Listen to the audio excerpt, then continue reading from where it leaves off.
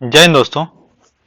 Recently दोस्तों चीता को भारत में री इंट्रोड्यूस किया गया है। तो ये काफ़ी ज़्यादा न्यूज में था। तो आज हम देखते हैं थोड़ा इसके बारे में क्या क्या चीज़ें इंपॉर्टेंट हैं। तो जैसा कि आप सभी को ज्ञात है कि जो चीता है दुनिया का जो सबसे फास्ट दौड़ने वाला आपका जानवर होता है, जो कि 120 किलोमीटर पर आवर की स्पीड से दौड़ता है। ये जो स्पीड है आप सभी को पता है कि जो हमारे एक्सप्रेसवे होते हैं उस पर ये स्पीड होती है गाड़ियों के लिए मैक्सिमम स्पीड होती है। तो आप सोच लीजिए कि कितनी तेजी से दौड़ता है।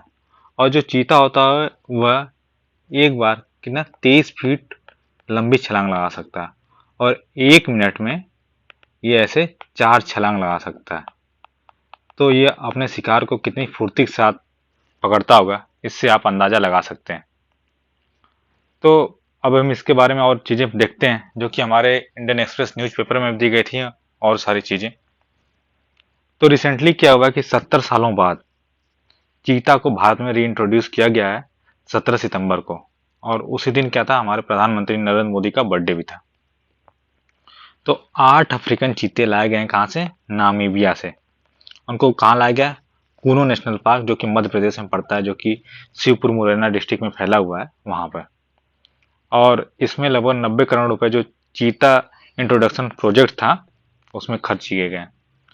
तो ये जो सारे चीते हैं कहाँ से लाए गए, आपके जो नामीबिया से लाए गए हैं। नामीबिया की जो कैपिटल है विंड होक से पहले इनको ग्वालियर तक लाया गया था। किससे, बाई प्लेन लाया गया, जो कि लगभग कितनी डिस्टेंस हो गई आपकी, लगभग 8,280 किलोमीटर की डिस्टेंस कवर करके ये चीते आए हुए हैं भारत। और टोटल जो चीते लाए गए हैं, 8 अफ्रीकन चीते जो लाए गए हैं उसमें से आपके जो 3 हैं वो क्या है, मेल चीता है, और 5 क्या, फीमेल चीता है। इनमें से भी जो 2 मेल चीता हैं वो दोनों भाई हैं और दोनों की एज लगभग लगभग 2.5 से 3 साल ऐसे है। सिमिलरली जो ये फीमेल चीता है ये भी 1.5 साल से लेकर 5 साल तक की एज की चीता है। पहले क्या था कि इंडिया में 20 अफ्रीकन चीते लाए जाने वाले थे।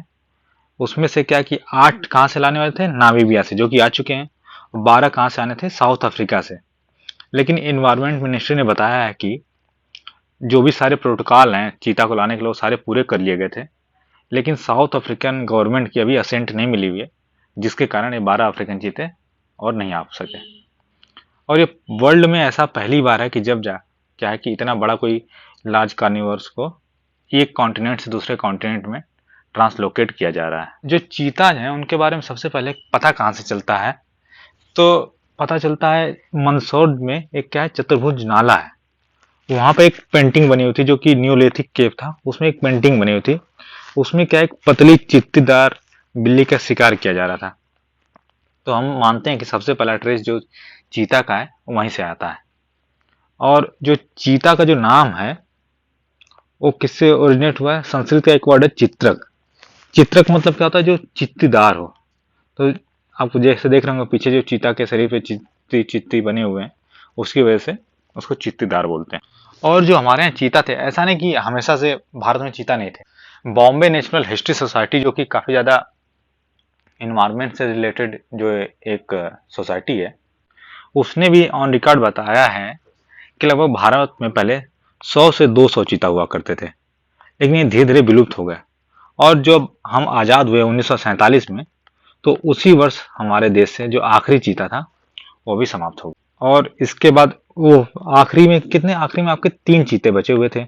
उन तीनों चीतों को, जो छत्तीसगढ़ में एक रियासत पड़ती है कोरिया रियासत, उसके जो महाराजा थे उस टाइम, रामानुज प्रताप सिंह देव, उन्होंने उन तीनों का शिकार कर लिया। तो ये जो तीनों एशियाई चीते थे उनको मारे जाने के बाद ही भारत में चीते खत्म हो गए। और ऑफिशियली 1952 में गवर्नमेंट ऑफ इंडिया ने भी ये वो कर लिया कि चीता क्या है, भारत से विलुप्त हो चुके हैं। तो जो चीतों के विलुप्त होने का मेन कारण है सिर्फ ये नहीं कि इनकी काफी ज्यादा ओवर हंटिंग हो रही थी। ओवर हंटिंग तो हो ही रही थी, उसके साथ साथ क्या था कि जो इनका जो प्रे होता है, जो इनका शिकार होता है, उसमें भी काफी कमी हो रही थी, काफी घटते चले जा रहे थे। साथ ही साथ जो ग्रासलैंड, चूंकि आपको बताया कि चीते क्या होते हैं, काफी तेजी से दौड़ते हैं और दौड़ के अपना शिकार करते हैं। तो इनको दौड़ने के लिए क्या, खुला मैदान चाहिए, न कि घना जंगल चाहिए।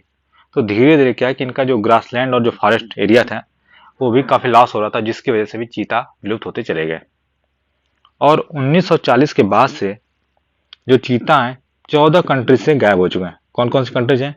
जॉर्डन है, Iraq, Israel, Morocco, Syria, Oman, Tunisia, Saudi Arabia, Djibouti, Ghana, Nigeria, Kazakhstan, Pakistan, Afghanistan. तो इन सारी कंट्रीज से 1940 के बाद जो चीता हैं वो समाप्त हो चुके हैं। साथ ही साथ अब हम जो चीताज को भारत में ला रहे हैं तो उसका मेन जो कारण क्या क्या है कि सिर्फ ऐसा नहीं कि हम क्या दिखाना चाहते हैं कि जो हमारा ऐतिहासिक विकासवादी संतुलन है उसको बनाने के लिए हम चाहते हैं कि जो चीता की जो है मेटा पॉपुलेशन डेवलप हो। मेटा पॉपुलेशन मतलब जैसे कई जगहों पे चीता की पॉपुलेशन हो। मान लीजिए आगे कोई आपदा आती है, कोई त्रासदी आती है, तो एक ही जगह अगर सारे चीता होंगे तो क्या होंगे, वहां पे समाप्त हो सकते हैं, वो भी विलुप्त हो सकते हैं। लेकिन अलग अलग जगहों पे होंगे तो कम चांसेस हैं उनके विलुप्त होने के। साथ ही साथ क्या है कि जो चीता होता है एक फ्लैक्सिक स्पीसीज होता है। फ्लैक्सिक स्पीसीज किसको बोलते हैं? जिसकी कोई एक करिस्मेटिक अपील हो और जो कोई सिंबल आइकन हो या ब्रांड एम्बेसडर हो, जैसे शेर है, टाइगर है, ये सारे करिस्मेटिक होते हैं, एनिमल्स होते हैं। तो साथ ही साथ ये क्या करता है कि अगर हम चीता को संरक्षित करेंगे तो उसके साथ साथ और क्या क्या चीज संरक्षित होंगी, जो ग्रासलैंड फॉरेस्ट है, जो भी चारागाह और जो मैदान है, जंगल है, जो बायोम है और जो भी इसके आसपास का जो भी रहन सहन का जो इसका आवास है वो सारा इसके साथ ही कंजर हो जाएगा। जैसे कि हमने देखा भी जो प्रोजेक्ट टाइगर है उसमें जो फॉरेस्ट है और बाकी सारी और स्पीसीज हैं वो सारी चीजें भी कंजर हुई हैं उसके साथ साथ। इसीलिए हम जो चीता को फिर से वापस लेके आए हैं।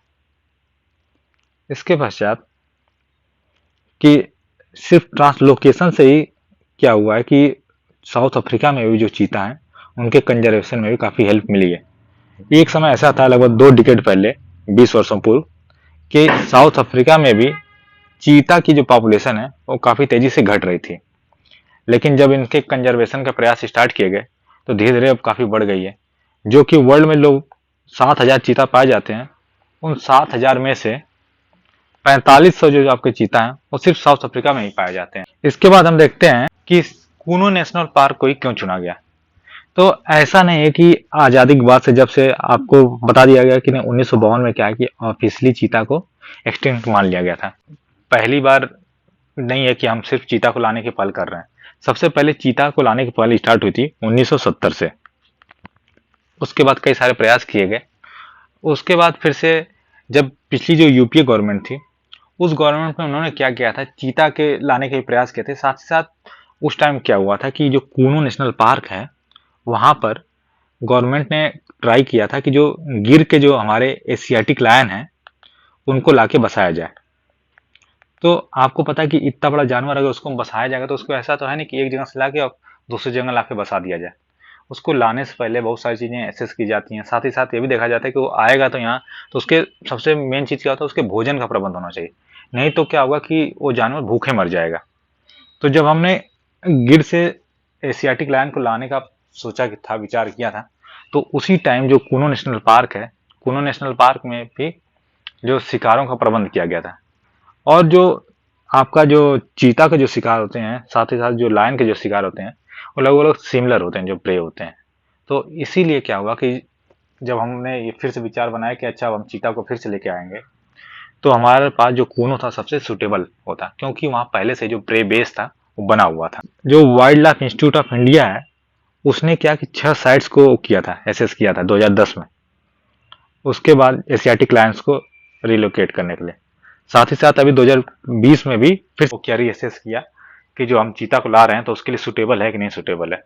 वो वहाँ के क्लाइमेट, बाकी सारी चीजें भी देखी जाती हैं कि हम जानवर को लेके आ रहे हैं उसके सुटेबल है कि नहीं है।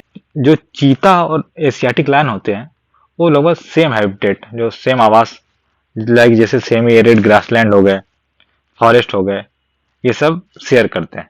जो कि कहाँ कहाँ के एरिया में है इंडिया में, जो गुजरात वाला एरिया है, राजस्थान है, मध्य प्रदेश, इस एरिया में फैले हुए हैं। क्या आपको जैसा कि मैंने पिछले उसमें बताया कि कूनो में काफी हेल्दी प्रे बेस है, क्योंकि पहले से हमने जब लायन एशियाटिक लायन को लाने वाले थे तो हमने बसा दिया था। तो उसमें क्या क्या, जैसे जो चीतल हो गए, सांभर हो गए, नीलगाय हो गई, वाइल्ड पी हो गए, गैजल, लंगूर, पी फाउल, ये 700 से अधिक ऐसे जानवर हैं जो कि पहले इंट्रोड्यूस किए जा चुके हैं और ये ऑफिशियली रिकॉर्ड में है। और जो ये शिवपुर डिस्ट्रिक्ट में जो कुनो नेशनल पार्क है, उसमें जो रेनफॉल है, टेम्परेचर है, एल्टीट्यूड है, ये सब भी जो है कि जो साउथ अफ्रीका और नामीबिया के सिमिलर ही, इसलिए भी जो कुनो नेशनल पार्क है जो बेस्ट सूटेबल हो जाता है हमारे चीताज को रीइंट्रोडक्शन के लिए।